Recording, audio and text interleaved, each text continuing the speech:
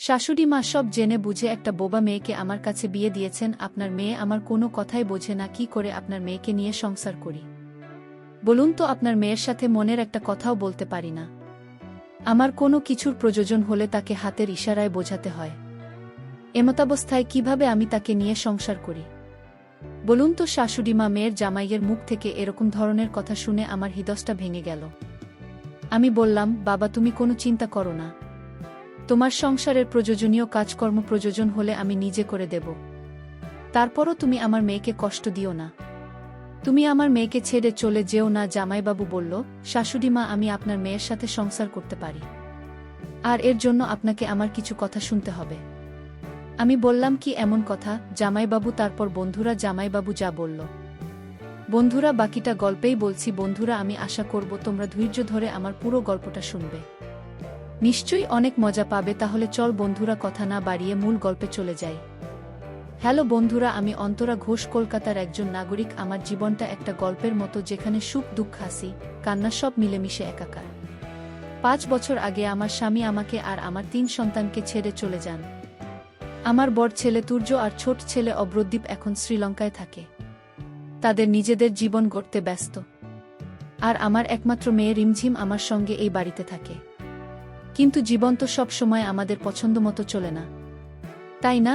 একটা সময় ছিল যখন আমার রিমঝিম ছিল আমার বাড়ির আলো, তার হাসি, তার কথা, তার ছোট ছোট দুষ্টুমি আমার দিনগুলোকে ভরিয়ে দিত।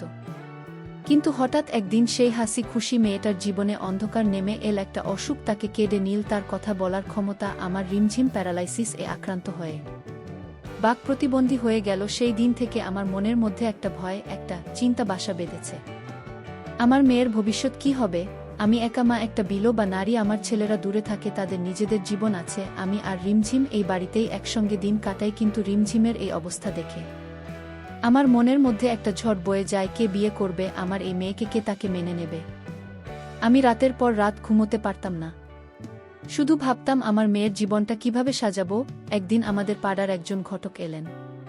তিনি বললেন, অন্তরা আমি তোমার মেয়ের জন্য একটা ভালো ছেলের সন্ধান পেয়েছি। ছেলের নাম রঞ্জিত, দেখতে শুনতে ভালো, গঞ্জে কাঁচামালের ব্যবসা করে। আমার মনটা একটু আশায় ভরে উঠল।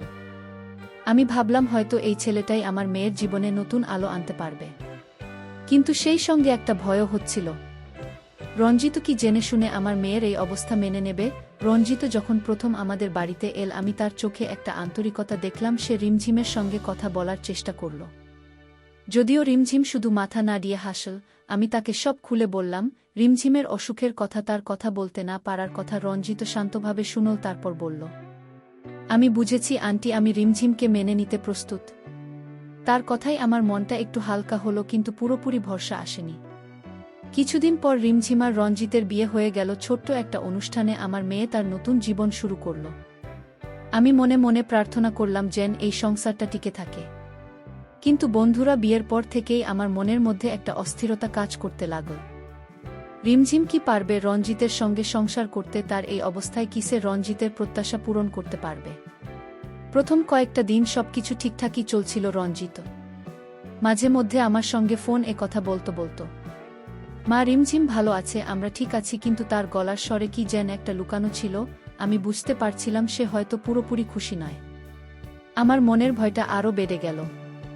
আমি ভাবলাম, এই সংসারটা কি টিকবে, নাকি আমার মেয়ের জীবনে আরেকটা ঝড় আসছে?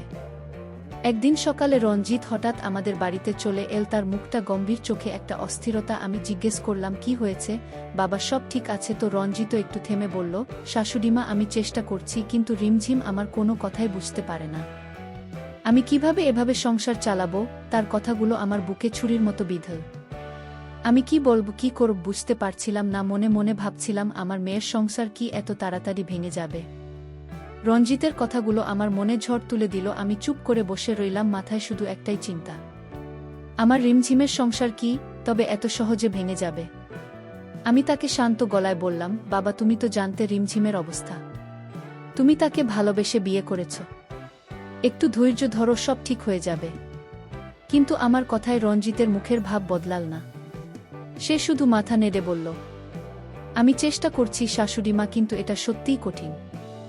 রঞ্জিত চলে যাওয়ার পর আমি রিমঝিমের ঘরে গেলাম।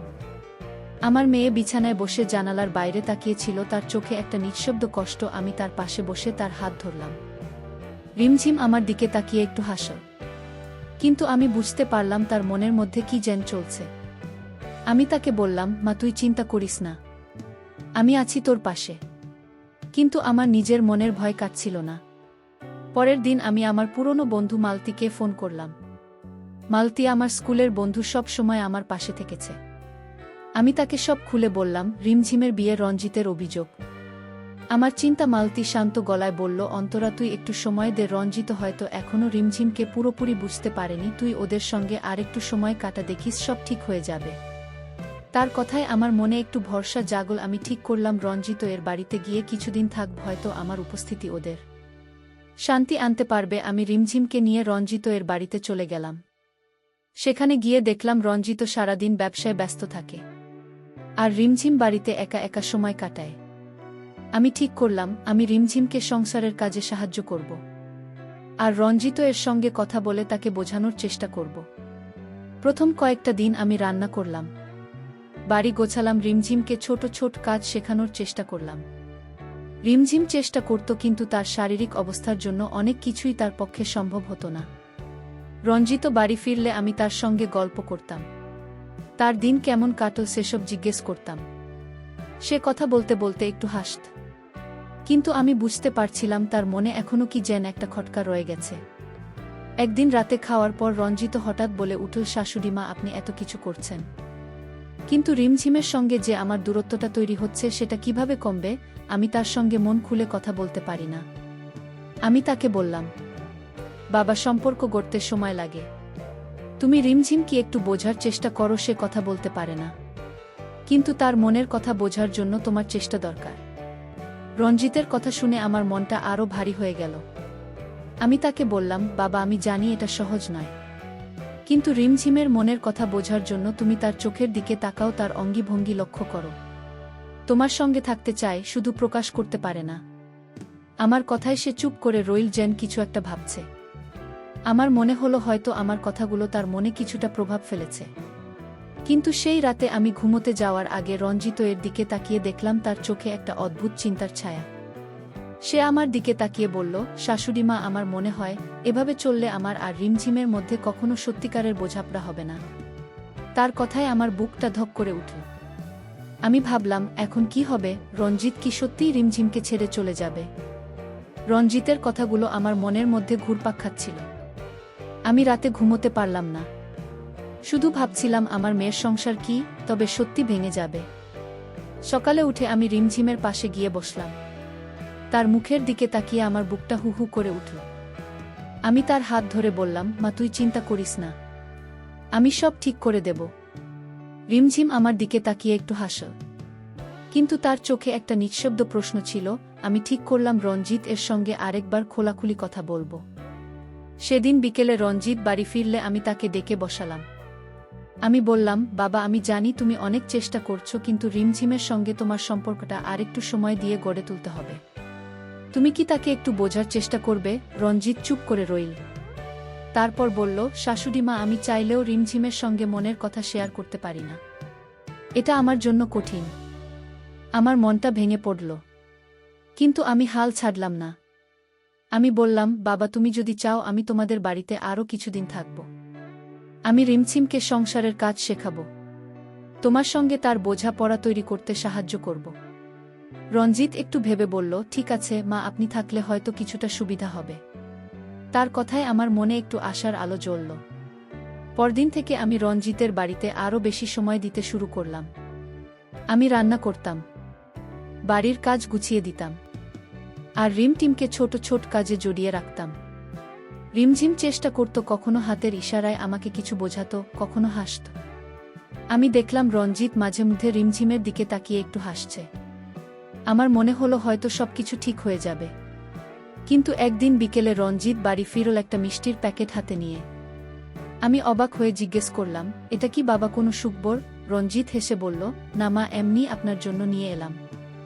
আপনি এত কিছু করছেন, একটু মিষ্টিমুখ করুন। তার কথায় আমার মনটা একটু হালকা হলো। কিন্তু কেন জানি তার চোখের দিকে তাকিয়ে আমার মনে একটা খটকা লাগল, সে কি সত্যিই রিমঝিমের প্রতি মনোযোগী হচ্ছে নাকি অন্য কিছু ভাবছে। সেই রাতে আমি রিমঝিমের পাশে বসে তার সঙ্গে সময় কাটালাম। আমি তাকে বললাম, মা তুই রঞ্জিতের সঙ্গে আরও একটু সময় কাটা, ও কি তোর ভালোবাসা বোঝা। রিমঝিম আমার দিকে তাকিয়ে মাথা নাড়ল, যেন বলতে চাইল সে চেষ্টা করছে। কিন্তু আমার মনের মধ্যে একটা অস্বস্তি কাজ করছিল। রঞ্জিতের আচরণে কিছু একটা পরিবর্তন হচ্ছে, কিন্তু সেটা কি আমি ঠিক বুঝতে পারছিলাম না। পরদিন সকালে আমি রান্নাঘরে কাজ করছিলাম। রঞ্জিত এসে বলল, শাশুড়িমা আমি আজ একটু তাড়াতাড়ি বাড়ি ফিরব, আপনার সঙ্গে একটা কথা বলতে চাই। তার কথায় আমার মনটা অস্থির হয়ে উঠল।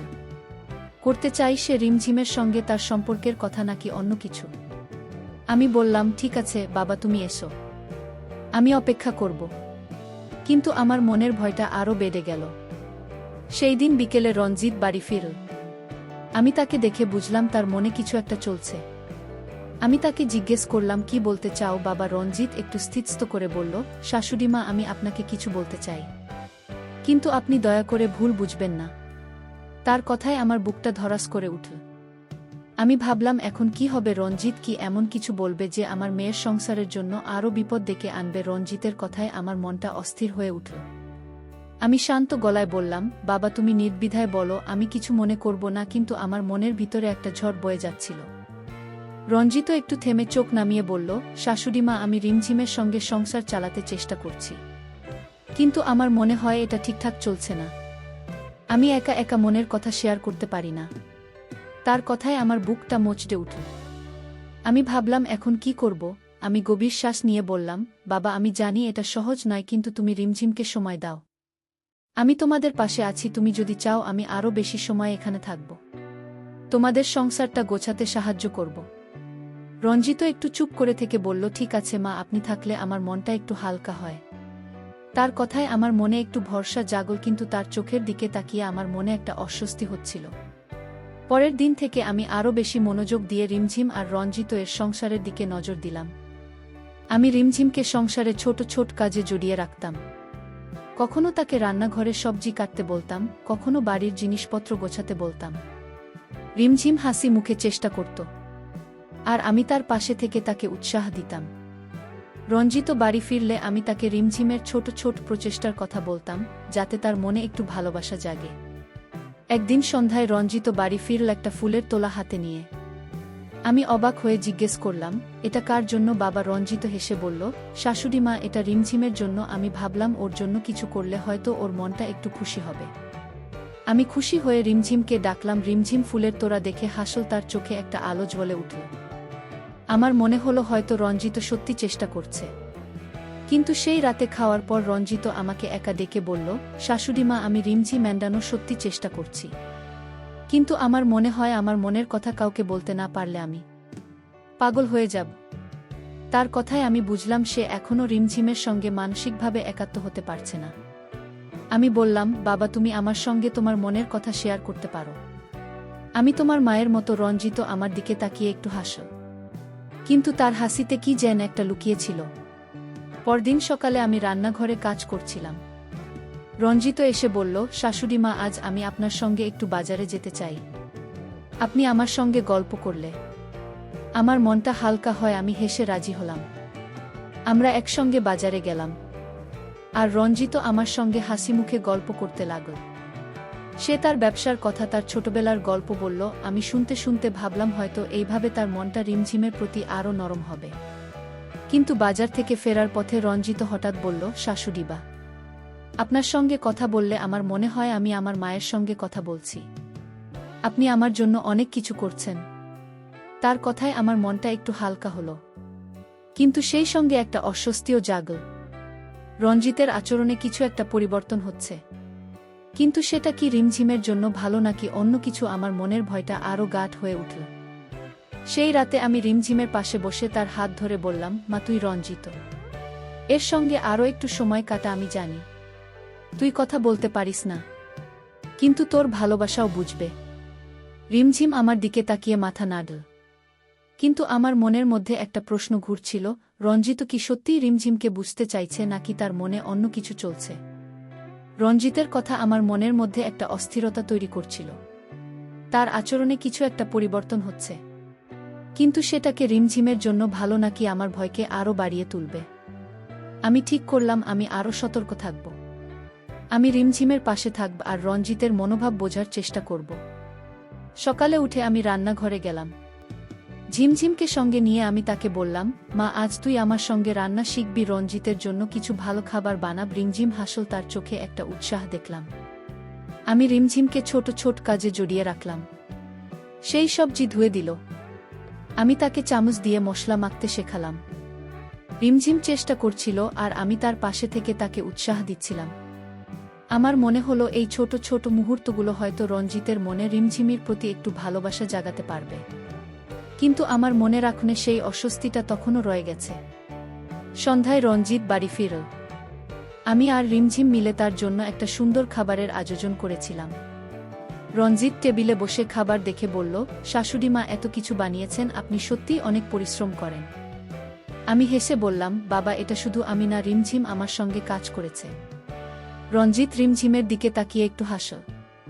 কিন্তু তার হাসিতে যেন একটা দ্বিধা ছিল। খাওয়ার পর আমরা সবাই একসঙ্গে বসে গল্প করছিলাম। রঞ্জিত হঠাৎ বলে উঠল, শাশুড়িমা আপনার সঙ্গে কথা বললে আমার মনটা হালকা হয়। আপনি আমার কাছে অনেকটা আমার মায়ের মতো। তার কথায় আমার মনটা একটু খুশি হলো, কিন্তু সেই সঙ্গে একটা অস্বস্তিও জাগল। আমি বললাম, বাবা আমি তো তোমার মায়ের মতোই। তুমি যখন চাও আমার সঙ্গে মন খুলে কথা বলতে পারো। রঞ্জিত মাথা নাড়ল, কিন্তু তার চোখে একটা অদ্ভুত ভাব ছিল। পরদিন আমি রিমঝিমকে নিয়ে বাড়ির উঠোনে বসলাম। আমি তাকে বললাম, মা তুই রঞ্জিতের সঙ্গে আরও একটু সময় কাটা, ওকে তোর ভালোবাসা বোঝা। রিমঝিম আমার দিকে তাকিয়ে মাথা নাড়ল, তার চোখে একটা চেষ্টার আলো দেখলাম। আমি তাকে একটা কাগজের কলম দিয়ে বললাম, তুই যদি কিছু বলতে চাস এখানে লিখে রঞ্জিতকে দেখা। রিমঝিম কাগজে কিছু একটা আঁকল, তারপর হাসল। আমার মনে হলো হয়তো এইভাবে ওরা একে অপরের কাছে আসতে পারবে। কিন্তু সেই দিন বিকেলে রঞ্জিত বাড়ি ফিরল একটা ছোট উপহারের প্যাকেট নিয়ে। আমি জিজ্ঞেস করলাম, এটা কি বাবা? সে হেসে বলল, শাশুড়িমা এটা আপনার জন্য, আপনি আমাদের জন্য এত কিছু করেন, তাই একটু কৃতজ্ঞতা জানাতে চাই। আমি উপহারটা খুলে দেখলাম একটা সুন্দর শাল। আমি হেসে বললাম, বাবা এত কিছুর দরকার ছিল না। কিন্তু তার চোখের দিকে তাকিয়ে আমার মনে আবার সে অস্বস্তিটা ফিরে এল। রাতে আমি রান্নাঘরে কাজ করছিলাম। রঞ্জিত এসে বলল, শাশুড়িমা আমি আপনার সঙ্গে একটা কথা বলতে চাই, কিন্তু আপনি দয়া করে ভুল বুঝবেন না। তার কথায় আমার বুকটা ধড়াস করে উঠল। আমি বললাম, বাবা তুমি নির্দ্বিধায় বলো, আমি তোমার মায়ের মতো। রঞ্জিত একটু ইতস্তত করে বলল, মা আমি রিমঝিমের সঙ্গে চেষ্টা করছি, কিন্তু আমার মনে হয় আমি আপনার সঙ্গে যে শান্তি পাই সেটা ওর সঙ্গে পাই না। তার কথায় আমার মনটা ভারী হয়ে গেল। আমি শান্ত গলায় বললাম, বাবার তুমি রিমঝিমকে সময় দাও, আমি তোমাদের পাশে আছি, কিন্তু তুমি আমাকে মায়ের জায়গা রাখো। আমার মেয়ের সংসারটা যেন ভাঙে না। রঞ্জিত চুপ করে রইল। তারপর বলল, আমি বুঝেছি মা, আমি চেষ্টা করব। কিন্তু তার চোখের দিকে তাকে আমার মনে হলো তার মনে কিছু একটা চলছে যা আমি ঠিক বুঝতে পারছি না। আমার মনের ভয়টা আরও গাঢ় হয়ে উঠল। রঞ্জিতের কথাগুলো আমার মনের মধ্যে ঘুরপাক খাচ্ছিল।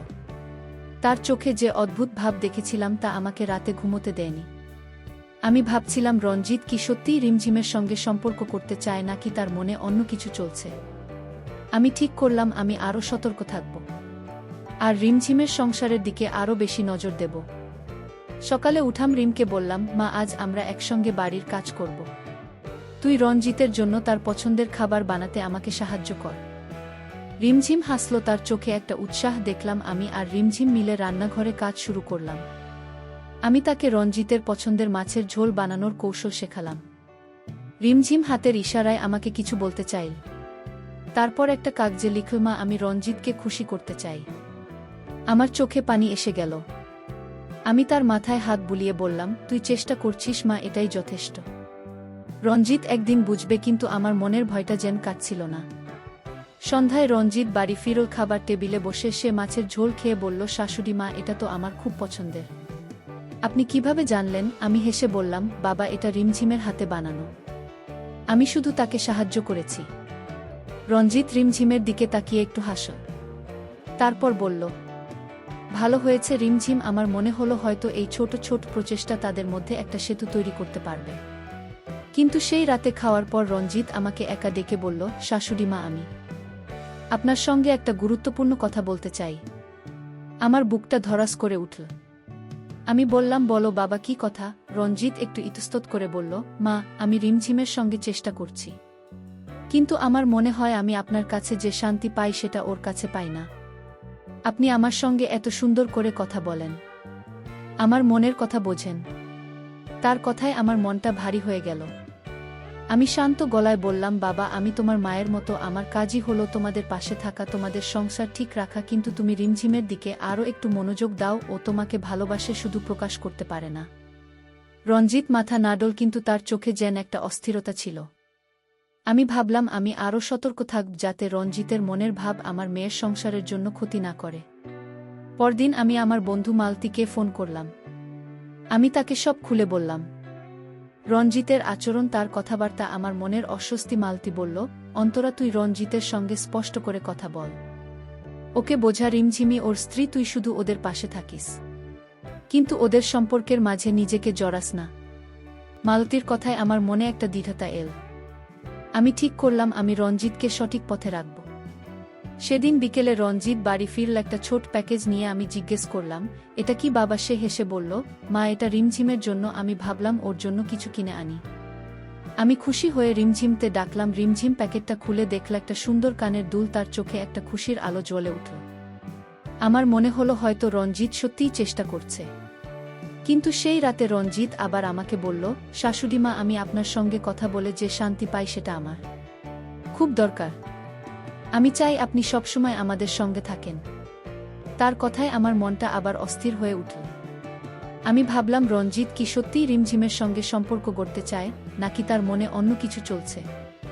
আমার মনের ভয়টা আরও গভীর হলো। রঞ্জিতের কথাগুলো আমার মনের মধ্যে একটা ঝড় তুলছিল। তার কথাবার্তা, তার চোখের দৃষ্টি, সবকিছু যেন আমাকে বলছিল তার মনে কিছু একটা চলছে যে আমার মেয়ের সংসারের জন্য ভালো না হতে পারে। আমি ঠিক করলাম আমি আরও স্পষ্ট করে রঞ্জিতের সঙ্গে কথা বলবো। আমি রিমঝিমের সংসার বাঁচাতে চাই, যে করেই হোক। সকালে আমি রিমঝিমকে নিয়ে বাড়ির উঠোনে বসলাম। আমি তাকে বললাম, মা, তুই রঞ্জিতের সঙ্গে আরও একটু সময় কাটা, ওকে তোর ভালোবাসা দেখা। রিমঝিম মাথা নাড়ল, তার চোখে একটু দৃঢ়তা দেখলাম। আমি রিমঝিমকে একটা কাগজ আর কলম দিয়ে বললাম, তুই রঞ্জিত এর জন্য কিছু লেখ, তোর মনের কথা ওকে বোঝা। রিমঝিম কাগজে কিছু লিখ, তারপর আমার দিকে তাকিয়ে হাসল। আমি তার লেখা পড়লাম। সে লিখেছে, রঞ্জিত, আমি তোমাকে ভালোবাসি, আমি চাই তুমি আমার পাশে থাকো। আমার চোখে পানি এসে গেল। আমি তাকে জড়িয়ে ধরে বললাম, তুই এটা রঞ্জিতকে দেখাবি মা, ও বুঝবে। আমার মনে একটু আশা জাগল। সন্ধ্যায় রঞ্জিত বাড়ি ফিরল। আমি রিমঝিমকে বললাম, মা, তুই রঞ্জিতকে তোর লেখা চিঠিটা দে। রিমঝিম একটু লজ্জাতে রঞ্জিত এর হাতে চিঠিটা দিল। রঞ্জিত চিঠিটা পড়ল, তারপর রিমঝিমের দিকে তাকিয়ে একটু হাসল। সে বলল, রিমঝিম, তুমি এটা লিখেছ, আমি তোমার চেষ্টা দেখছি। আমার মনে হলো হয়তো এই ছোট চিঠিটা তাদের মধ্যে একটা নতুন শুরু হতে পারে। কিন্তু সেই রাতে খাওয়ার পর রঞ্জিত আমাকে একা ডেকে বলল, শাশুড়িমা, আমি রিমঝিমের চিঠি পড়েছি। আমি ওর জন্য চেষ্টা করছি, কিন্তু আমার মনে হয় আমার মনের শান্তি আপনার কাছেই বেশি পাই। আপনি আমার সঙ্গে এত ভালো করে কথা বলেন, আমার মনের কথা বুঝেন। তার কথায় আমার মনটা আবার ভারী হয়ে গেল। আমি বুঝলাম রঞ্জিতের মনে একটা বিভ্রান্তি তৈরি হচ্ছে। আমি শান্ত গলায় বললাম, বাবা, আমি তোমার মায়ের মতো, আমার কাজ হলো তোমাদের সংসার ঠিক রাখা, কিন্তু তোমার মনের শান্তি রিমঝিমের কাছেই খুঁজতে হবে। ও তোমাকে ভালোবাসে, শুধু তুমি ওকে বোঝার চেষ্টা করো। রঞ্জিত চুপ করে রইল। তারপর বলল, মা, আমি বুঝেছি, আমি চেষ্টা করব। কিন্তু তার চোখের দিকে তাকিয়ে আমার মনে হলো তার মনে এখনো কিছু একটা ঘুরছে। পরদিন আমি আমার বড় ছেলে তুর্যকে ফোন করলাম। আমি তাকে সব খুলে বললাম, রিমঝিমের সংসার, রঞ্জিতের আচরণ, আমার মনের অস্বস্তি। তুর্য শান্ত গলায় বলল, মা, তুমি রঞ্জিতের সঙ্গে স্পষ্ট করে কথা বলো, ওকে বোঝাও। রিমঝিমি ওর স্ত্রী, আর তুমি নিজেকে ওদের সম্পর্কের মাঝে জড়িয়েও না। তুর্যর কথায় আমার মনে একটা শক্তি এল। আমি ঠিক করলাম আমি রঞ্জিতকে সঠিক পথে আনব। সেদিন বিকেলে রঞ্জিত বাড়ি ফিরল। আমি তাকে একা ডেকে বললাম, বাবা, আমি তোমার সঙ্গে একটা স্পষ্ট কথা বলতে চাই। তুমি রিমঝিমকে বিয়ে করেছ, ওকে ভালোবাসার দায়িত্ব তোমার। আমি তোমাদের পাশে আছি, কিন্তু তোমার মনের শান্তি তুমি রিমঝিমের কাছে খুঁজবে। রঞ্জিত আমার দিকে তাকিয়ে বলল, মা, আমি বুঝেছি, আমি রিমঝিমের সঙ্গে আরও চেষ্টা করব। তার কথায় আমার মনটা একটু হালকা হলো, কিন্তু আমার ভয়টা পুরোপুরি কাটল না। সেই রাতে আমি রিমঝিমের পাশে বসে তার হাত ধরলাম। আমি তাকে বললাম, মা তুই রঞ্জিত। এর সঙ্গে আরও সময় কাটা, ওকে তোর ভালোবাসা বোঝা, আমি তোর পাশে আছি। রিমঝিম আমার দিকে তাকিয়ে হাসল, তার চোখে একটা আশার আলো দেখলাম। কিন্তু আমার মনের মধ্যে এখনও একটা প্রশ্ন ঘুরছিল, রঞ্জিত কি সত্যিই রিমঝিমকে বুঝতে পারবে, নাকি তার মনে এখনও কোনো বিভ্রান্তি রয়ে গেছে। রঞ্জিতের কথা এবং তার আচরণ আমার মনে একটা অস্থিরতা তৈরি করছিল। কিন্তু আমি ঠিক করেছিলাম, আমি আমার মেয়ের সংসার বাঁচাব। আমি রিমঝিমের পাশে থাকব এবং রঞ্জিতকে সঠিক পথে রাখব। সকালে আমি রিমঝিমকে নিয়ে বসলাম এবং তাকে বললাম, মা তুই রঞ্জিত এর সঙ্গে আরও একটু সময় কাটা, তাকে তোর ভালোবাসা লেখার মাধ্যমে বোঝা। রিমঝিম আমার দিকে তাকিয়ে মাথা নাড়ল। তারপর কাগজে লিখল, মা আমি চাই রঞ্জিত আমাকে বুঝুক, আমি তাকে খুশি করতে চাই। আমি তার মাথায় হাত বুলিয়ে বললাম, তুই পারবি মা, আমি তোর পাশে আছি। সেই দিন আমি রিমঝিমকে নিয়ে রঞ্জিত এর জন্য একটা বিশেষ খাবার তৈরি করলাম। আমি তাকে শিখিয়ে দিলাম কিভাবে রঞ্জিত এর পছন্দের পায়েস বানাতে হয়। রিমঝিম হাসি মুখে কাজ করছিল, তার চোখে একটা আশার আলো দেখলাম। আমি ভাবলাম, এই ছোট ছোট প্রচেষ্টা হয়তো রঞ্জিতের মনে রিমঝিমের প্রতি ভালোবাসা জাগাতে পারবে। আমি তাকে বললাম, মা তুই পায়েসটা রঞ্জিতকে নিজে পরিবেশন করিস। রিমঝিম লজ্জা পেয়ে মাথা নাড়ল। সন্ধ্যায় রঞ্জিত বাড়ি ফিরল। আমি আর রিমঝিম মিলে টেবিলে খাবার সাজিয়ে রেখেছিলাম। রঞ্জিত পায়েস দেখে বলল, শাশুড়ি মা এটা তো আমার খুব পছন্দের, আপনি বানিয়েছেন? আমি হেসে বললাম, না বাবা, এটা রিমঝিম বানিয়েছে, আমি শুধু তাকে সাহায্য করেছি। রঞ্জিত রিমঝিমের দেখে তাকিয়ে হাসল এবং বলল, তুমি এটা বানিয়েছ? সত্যি ভালো হয়েছে। রিমঝিমের মুখে একটা খুশির হাসি ফুটে উঠল। আমার মনে হলো হয়তো তাদের মধ্যে একটা নতুন শুরু হচ্ছে।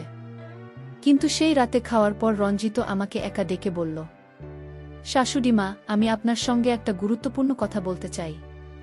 আপনি কিছু মনে করবেন না, তাই না? আমার বুকটা ধড়াস করে উঠল। আমি বললাম, বাবা তুমি নির্দ্বিধায় বলো, আমি তোমার মায়ের মতো। রঞ্জিত একটু থেমে বলল, মা আপনার চেহারা, আপনার কথাবার্তা, এসব আমার মায়ের মতো। আমি আপনার কাছে যে শান্তি পাই তা আমার জীবনে খুব দরকার। আমি চাই আপনি সারা জীবন আমাদের সঙ্গে থাকেন। তার কথায় আমার মনটা একই সঙ্গে হালকা এবং ভারী হয়ে গেল। আমি বুঝলাম রঞ্জিত আমাকে তার মায়ের জায়গায় দেখছে। আমি মুচকি হেসে বললাম, বাবা আমি তো তোমাদের পাশেই আছি, যতদিন বেঁচে আছি। আমি রিমঝিমে তোমার পাশে থাকব, সুখে দুঃখে সবসময়। রঞ্জিত আমার দিকে তাকিয়ে হাসল, তার চোখে একটা কৃতজ্ঞতার ভাব দেখলাম। আমার মনের ভয়টা এবার কিছুটা কাটল। পরদিন আমি আমার ছোট ছেলে অব্রদীপকে ফোন করলাম। আমি তাকে সব বললাম, রঞ্জিত এর কথা, আমার মনের ভয় এবং রিমঝিমের চেষ্টা। অব্রদীপ বলল, মা তুমি ঠিক কাজ করছো। রঞ্জিতকে রিমঝিমের প্রতি আরও মনোযোগী করো, আর তুমি নিজেকে ওদের সম্পর্কের মাঝে জড়িও না। আমি তার কথায় শক্তি পেলাম। আমি ঠিক করলাম, আমি রিমঝিম আর রঞ্জিত এর মধ্যে একটা সুন্দর সম্পর্ক করতে সাহায্য করব। কয়েকদিন পর আমি দেখলাম রঞ্জিত রিমঝিমের সঙ্গে আরও সময় কাটাচ্ছে। সে রিমঝিমে লেখা চিঠিগুলো পড়ছে, তার সঙ্গে হাসি মুখে কথা বলছে। একদিন সন্ধ্যায় রঞ্জিত আমাকে বলল, শাশুড়ি মা আমি এখন রিমঝিমতে বুঝতে শিখেছি। তার লেখা, তার হাসি, এইসব আমার মনে আশা জাগাচ্ছে। আপনি আমাদের পাশে থাকায় আমি এটা পেরেছি। আমার চোখে জল এসে গেল। আমি বললাম, বাবা আমি সবসময় তোমাদের পাশে থাকব। বন্ধুরা, আমি প্রথমে রঞ্জিতকে ভুল বুঝেছিলাম। আমার মনে ভয় ছিল সে হয়তো রিমঝিমের সঙ্গে সংসার করতে চাইবে না। কিন্তু সময় আমাকে শিখিয়েছে ধৈর্য আর ভালোবাসা দিয়ে সব সম্ভব। রঞ্জিত রিমঝিমকে বুঝতে শুরু করেছে এবং আমি আমার মেয়ের সংসারে শান্তি ফিরে আসতে দেখছি। অবশেষে বন্ধুরা, আমি তোমাদেরকে বলতে চাই, জীবনে যত কঠিন পরিস্থিতি আসুক, ধৈর্য আর বিশ্বাসের সঙ্গে এগিয়ে গেলে সময় সব ঠিক হয়ে যায়। বন্ধুরা, গল্পটি তোমাদের ভালো লাগলে লাইক, শেয়ার এবং সাবস্ক্রাইব করে নিশ্চয়ই আমাকে অনুপ্রাণিত করবা। তোমাদের অনুপ্রেরণা পেলে গল্প লেখাতে আমার উৎসাহ বেড়ে যায়। সবশেষে তোমাদের ধন্যবাদ জানাই এতক্ষণ ধৈর্য ধরে গল্পটি শোনার জন্য।